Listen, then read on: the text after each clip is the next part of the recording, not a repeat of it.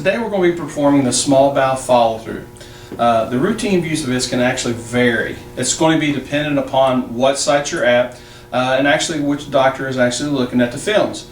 It is a timed test, and so the variance of time as you're watching it progress through the entire small bowel, it's according to how fast it's moving. The radiologist may want you to take a 10-minute film, a 20-minute film, or 30 minutes. And one thing you need to make sure that you do is the time needs to be written on the film. Not only the time that it was taken, but also the time period between each film. So a 10-minute, a 20-minute, or whatever it might be. So those are all dependent upon the radiologist telling you what time span he wants you to wait. One of the other things is we want to talk about is the type of barium that you use. Some sites will use just barium. Some sites, including St. Mary's, uses something called Interview. The one thing you do need to make sure that you do is, if it is a small bowel only, generally they use Interview because it's more translucent. You can help see through the bowel a little bit better. The barium is very dense, but a lot of times these are done as an upper GI to be followed with a small bowel follow-through. In that case, then you are going to have to take and drink barium first, because that's what the radiologist is going to look at the stomach with, but then you'll follow that with Interview. Again, it's going to help push it through. It'll actually be a little more translucent. It sort of dilutes the barium, and it does help us see the bowel a little bit better. So what we're going to do first off is we're going to have the patient here to lay on their stomach, and we do prefer that these be done prone over supine because it helps to separate the bowel loops a little bit better and helps us to see the spaces in between that.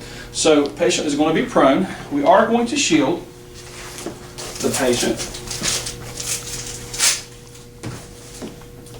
Okay, our film size will be 14 by 17 and it will be lengthwise.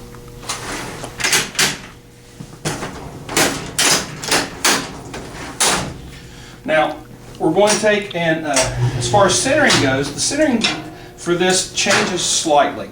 From a 0 to a 30-minute film, we're going to center, we're going to palpate the crest, we're going to go about 1 to 2 inches above the crest, and then we're going to be left of center. I guess probably better center everything up first, huh? Alright, we're going to center lock and center to our film, and then again, we're going to palpate the crest. We're going to go about an inch or two above the crest, and then we're going to go left of the spine, and then our collimation will just be to the skin margin here on the left, and then will be to IR borders up and down. Now, as far as marker placement,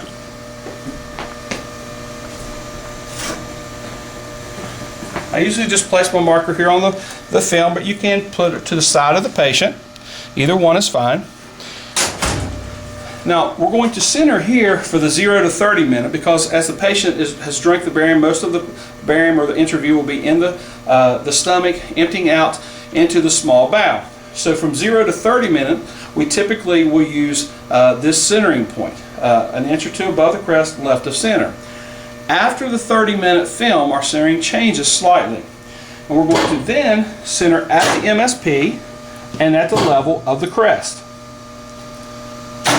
And then our collimation again will be to the skin margins, and it will be IR borders up and down. And the shielding will change a little bit also when you get to the after the 30-minute. We don't want to take and obstruct any pertinent anatomy, so we will move the shield down slightly so that it isn't obstructing anything.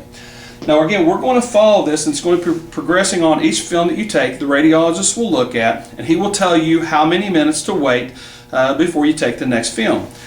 It really varies. It can be a 10-minute film on someone who's maybe moving a little faster to someone who has a little bit more trouble. Then probably you're going to wait 20 to 30 minutes between films. I've seen these go all day. I've seen them be done in an hour to an hour and a half. It's really dependent upon the patient and how quickly it moves through them.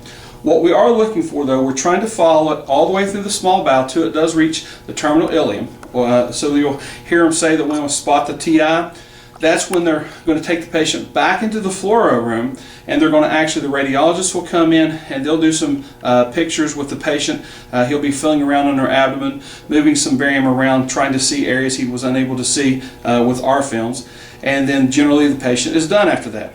You do want to have the patient, after they're done with this, you want to tell them to drink lots of fluids. They want to drink lots of water.